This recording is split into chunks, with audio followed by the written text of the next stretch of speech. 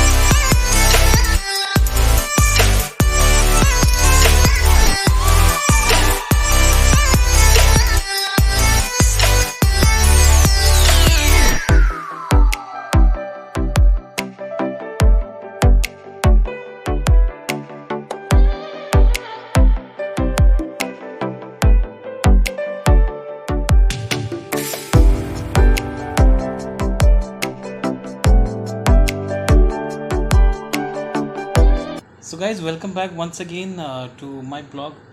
Today we have decided to discuss on housekeeping for those aspiring students for the hotel management who are looking to have the career in the hotel industry. And इससे पहले मैंने जो एक episode बनाया था उसमें generally normally बात कही थी 4 अलग डिपार्टमेंट का, बट आज डिपार्टमेंट वाइज हम डिटेल में जाने वाले हैं। इसमें सबसे पहला सब्जेक्ट मैंने चुना है वो है हाउसकीपिंग। हाउसकीपिंग एक वर्ड ऐसा वर्ड है जो समहाउ बहुत से लोग कम जानते हैं। ये हाउसकीपिंग क्या है, हाउसकीपिंग का मतलब क्या है, तो इसको हम बताने वाले हैं आपको इसके बारे में। जैसे housekeeping is a word, it's keeping your house up to date in the housekeeping, right?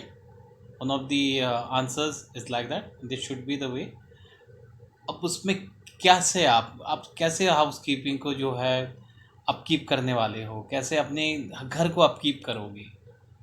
सबसे पहले क्या होगा, आपकी साफ सफाई और साज सज्जा आपके घर का। तो हाउसकीपिंग भी वही काम करती है होटल में। आपको मैंने मेरे वीडियो से पहले एक राउंड अप करवाया है। घर और होटल में थोड़ा सा डिफरेंट होता है, बट एज सिंस आप लोग जो है होटल मैनेजमेंट का कोर्स कर रहे हैं, तो इसमें क्या हो जाता है आपको कि अब थोड़ा प्रोफेशनली आपको जानना बहुत ज़रूरी होता है। अब इस चीज़ को मैं वन बाय वन आपको स्टार्ट करता हूँ। सबसे पहले हाउसकीपिंग का कोर क्या होता है, हाउसकीपिंग कहाँ से ऑपरेट होता है, हाउसकीपिंग में कितने और भी सब डिपार्टमेंट्स हैं, इस सब के बारे में आपको बताने वाला हूँ। हाउसकीपिंग का कोर है होटल की साफ सफाई, that's their job. Apart from this, इसके अलावा कहाँ से ऑपरेट होता है, हाउसकीपिंग एक एरिया होता है अपना, एक हाउसकीपिंग डेस्क कहलाता है। वहाँ से जैसे आपके सारे के सारे गेस्ट के रूम के ऑर्डर्स वगैरह जितने भी ऑर्डर होते हैं, अब आप सोचेंगे ऑर्डर क्या क्या गेस्ट ऑर्डर करेगा, है ना, यही आप सोच रहे थे। इसको मैं बताता हूँ। गेस्ट को कंघी चाहिए, कहाँ से मंगाएगा। गेस्ट को कुछ भी रूम पे बाथरूम सप्लाई चाहिए, कहाँ से मंगाएगा। गेस्ट को टॉवल चाहिए, कहाँ से मंगाएगा। गेस्ट को टी कॉफ़ी रिप्लेसमेंट चाहिए, पानी की छोटी बॉटलें चाहिए, जो भी आप रूम पे रखते हो छोटी बड़ी बॉटल, कौन देगा। ये सारा प्रोवाइड कराता है हाउसकीपिंग, राइट। ये डेस्क की बात कर दी हमने। अब हाउसकीपिंग में कौन कौन से सब डिपार्टमेंट होते हैं इसको भी नहीं पता होगा। तो हाउसकीपिंग में सब डिपार्टमेंट के तौर पे पहले इटसेल्फ हाउसकीपिंग तो है ही है, जिसमें पूरा होटल का टेक केयर करना है। उसके अलावा हाउसकीपिंग के अंदर लॉन्ड्री भी आती है।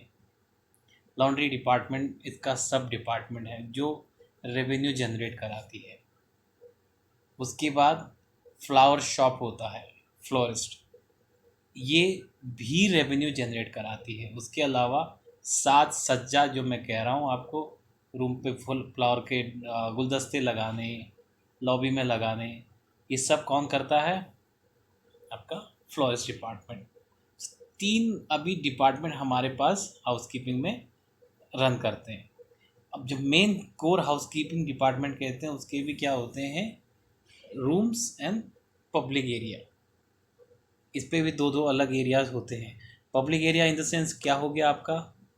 रेस्टोरेंट है, बार है, लॉबी है, रिसेप्शन, फ्रंट, ब्ला ब्ला ब्ला, बहुत सारी चीज़ें वहाँ पे आ जाती है। दूसरा, रूम्स। अब रूम्स, जब लड़का रूम पे आते हैं साफ़ सफाई के लिए, सेटअप करने के लिए, उनको एक चेकलिस्ट दिया जाता है। अब हमने चेकलिस्ट की बात करी तो चेकलिस्ट उनको दिया जाता है। Checklist right from the pressing button up to last wet mop और a dry mop to go out to the room. इतना बड़ा चेकलिस्ट होता है। अंदर आते हैं, अंदर रूम के अलग अलग एरियाज़ होते हैं। जैसे आपने दरवाज़ा देखा, दरवाजे के बाद जब हम आए, मेरे राइट हैंड साइड में कबर्ड था, लगेज रैक था, उसके बाद एमिनिटी डेस्क था, उसके ऊपर टीवी लटकी थी, एक छोटा सा लिविंग रूम एरिया जहाँ शायद से मैं बैठा हूँ, और उसके बाद साइड टेबल्स, उसके बाद आपका जो है बेड। अब आते हैं फिर बाथरूम। बाथरूम में भी 3 डिफरेंट सेक्शन होते हैं। एक आपका कमोड वाला एरिया हो गया, आपका हैंड वॉश वाला एरिया हो गया, और शावर वाला एरिया हो गया। तो गाइस, ये था छोटा मोटा एक इंट्रोडक्शन हाउसकीपिंग के बारे में। अब उसके अलावा अब हम थोड़ा डिटेल में जब जाएंगे तो हाउसकीपिंग में क्या होता है। हम सोचते हैं कि यार कुछ नहीं होता होगा, बस और सामान लगी पड़ी है रूम्स में, और यही तो हाउसकीपिंग है। नहीं, आपको मॉप के सिलेक्शन करने होते हैं, आपको अपनी हाउसकीपिंग की ट्रॉली तैयार करनी होती है, आपको उसमें एमिनिटीज़ क्या क्या है वो रिक्वायरमेंट डालने होते हैं, सारे लिनन के सिलेक्शन करने होते हैं। ये सबसे पहले आपने इन्वेंट्री अपना तैयार करनी होती है। फिर किसी रूम के अंदर जाते हैं तो वहाँ जाके देखते हैं आपका बेड शीट ख़राब है, आपका डुबे कवर ख़राब है, आपका पिलो कवर ख़राब है, बाथरूम पूरा मेस होता है, राइट। ये सब कुछ होते हैं। Very simple. आप भी जाते हैं होटल में तो कॉमन ये सब चीज़ें मैं आपको बता रहा हूँ जो आपको थोड़ा कंफर्ट लेवल पे लेके आ रहा हूँ। अब टेक्निकली बात करें, अब बेड साइज़ क्या होता है? अब मुझे यार बेड साइज़ तुमने पता नहीं। किंग किंग साइज़ होता है, क्वीन साइज़ होता है, और यार पता नहीं क्या कैसे करते हैं, उसकी साइज़ क्या होती है।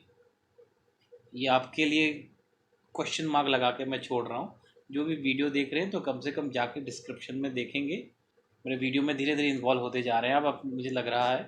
तो ये क्वेश्चंस आपके लिए मैं छोड़ रहा हूँ कि बेड साइज़, किंग साइज़, हमने ट्विन किंग सब बोल दिया, क्वीन सब बोल दिया, तो अब उसकी साइज़ क्या है? पिलो की साइज़ क्या होती है? 2 टाइप के पिलो होते हैं, कितने बाय कितने की पिलो लगती है, आपका डुबे कवर की साइज़ क्या होती है, ये सब आप लोगों को ढूंढना है। आपको वीडियो के थ्रू मैं बता रहा हूँ। अब एक वर्ड हाउसकीपिंग के पीछे आती है, that's called I for detailing.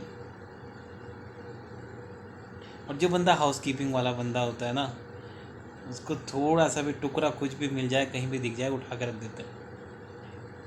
और अब यकीन मानिए, जब आपको मिलेगा कहीं भी टुकड़ा ऐसा पीसेस वगैरह, इस वीडियो के बाद मैं बता रहा हूँ आपको, तो कहीं भी पीसेस मिलेगा ना, उठा कर उसको साइड में रख दोगे।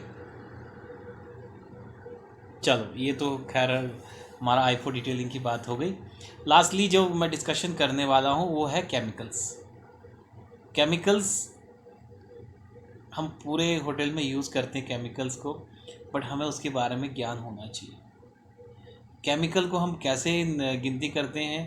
होटल इंडस्ट्री में जब आते हैं ना, तो हार्पिक को हार्पिक नहीं कह सकते, रूम फ्रेशनर को रूम फ्रेशनर नहीं कह सकते।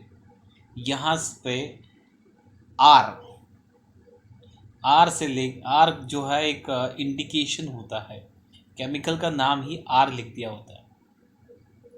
और जितने केमिकल होंगे उनके नाम नहीं, उनके नंबर बनाए जाते हैं।